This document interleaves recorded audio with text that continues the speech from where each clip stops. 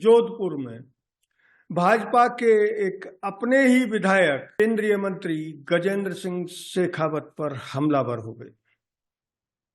हालांकि बीजेपी आलाकमान ने तत्काल हस्तक्षेप कर विधायक बाबू सिंह राठौड़ और केंद्रीय मंत्री गजेंद्र सिंह शेखावत के बीच समझौता करा दिया और दोनों ने प्रेस के समक्ष ये बयान दिया है कि उनकी दोस्ती 25 साल पुरानी है और वे पार्टी को मिलकर चुनाव जिताएंगे। इससे पहले का घटनाक्रम इतना विस्फोटक और आश्चर्यजनक था कि उसकी गूंज दिल्ली तक सुनाई दी।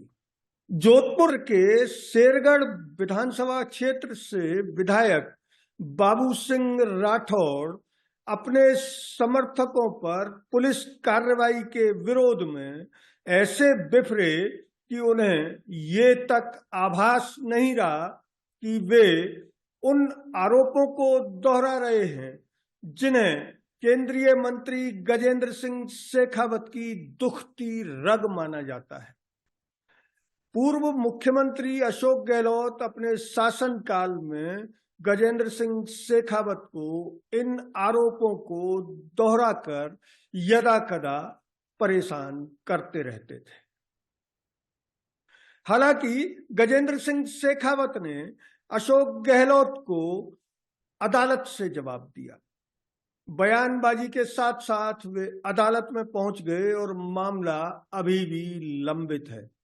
जिस तरह भाजपा विधायक बाबू सिंह राठौड़ ने तीखी भाषा में आरोप लगाए, उससे ये साफ हो गया कि ये आरोप आगामी चुनाव में फिर से दोहराए जा सकते हैं। इस मामले की गंभीरता का अंदाजा आप सिर्फ इससे लगा सकते हैं, पूर्व मुख्यमंत्री अशोक गहलोत और गजेंद्र सिंह शेखावत के बीच युद्ध विराम तभी हुआ जब गहलोत गद्दी से उतर गए और उनके एक खास ओएसडी रहे लोकेश शर्मा सीधे गजेंद्र सिंह के निशाने पर आ गए। हालांकि लोकेश शर्मा ने बेहद चतुराई दिखाते हुए तत्काल पाला बदल लिया और 3 से 4 दिन प्रेस में लगातार स्टेटमेंट देकर ये संदेश देने की कोशिश की कि वे गहलोत के साथ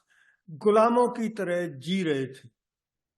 अशोक गहलोत और लोकेश शर्मा की बात को हम किनारे रख दें तो राज्य के राजनीतिक जगत में लगातार ये बात तैर रही है कि अपने ओएसडी रहे लोकेश शर्मा को बचाने के लिए ही पूर्व मुख्यमंत्री अशोक गहलोत ने मुख्यमंत्री भजनलाल के शपथ समारोह में केंद्रीय मंत्री गजेंद्र सिंह शेखावत के साथ दोस्तों जैसा व्यवहार किया और उनका साथ पूर्व मुख्यमंत्री वसुंधरा राजे ने भी दिया।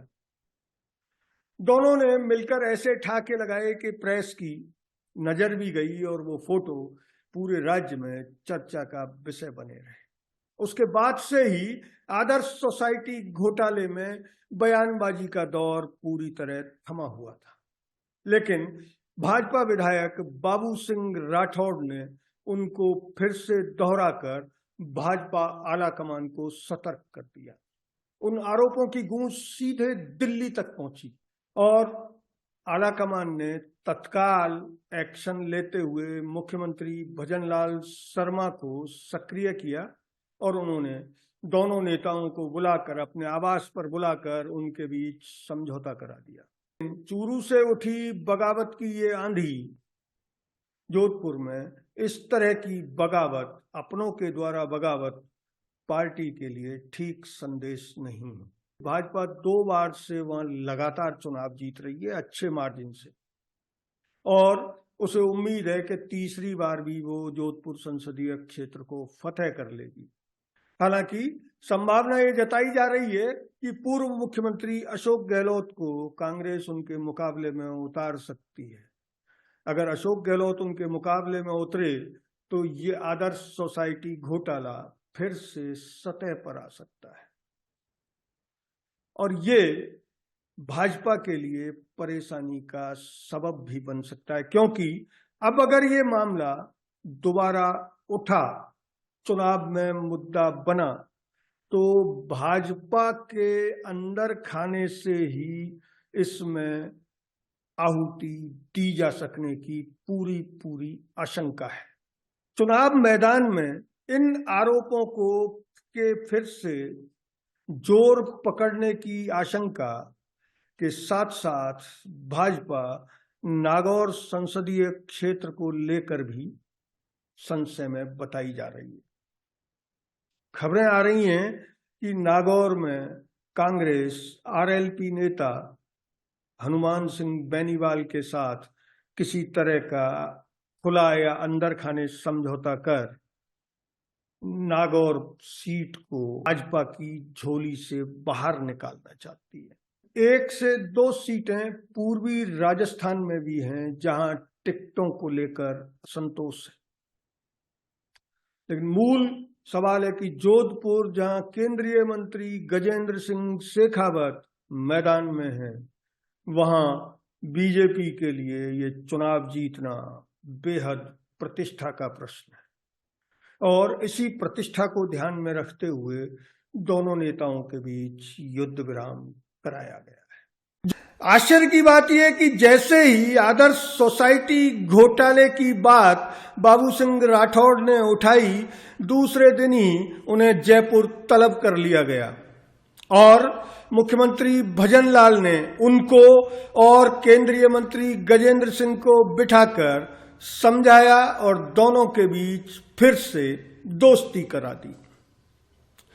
इस कथित दोस्ती के बाद बाबू सिंह राठौड़ ने अपने क्लोजिंग स्टेटमेंट में कहा कि निश्चित तौर पर गजेंद्र शेखावत उनके पुराने दोस्त हैं, लेकिन गरीबों की बात तो विधायक होने के नाते उन्हें उठानी ही पड़ेगी। यानी उन्होंने परोक्ष रूप से ये साफ कर दिया कि अगर उनके खिलाफ या उनके समर्थकों के खिलाफ किसी तरह की कार्रवाई हुई तो वो फिर से इस मामले को लेकर गजेंद्र शेखावत पर हमलावर हो सकते हैं।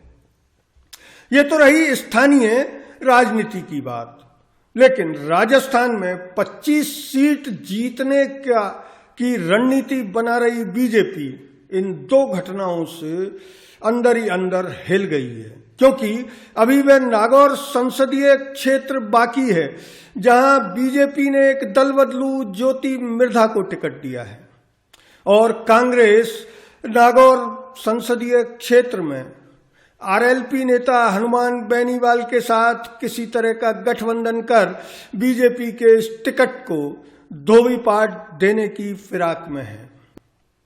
आपको बता दें कि हनुमान सिंह बेनीवाल एक ऐसे लीडर के तौर पर उभरे हैं जिन्हें जाट युवाओं में उसी तरह पसंद किया जा रहा है जिस तरह एक जमाने में युवा नाथूराम मिर्धा को पसंद किया जाता था।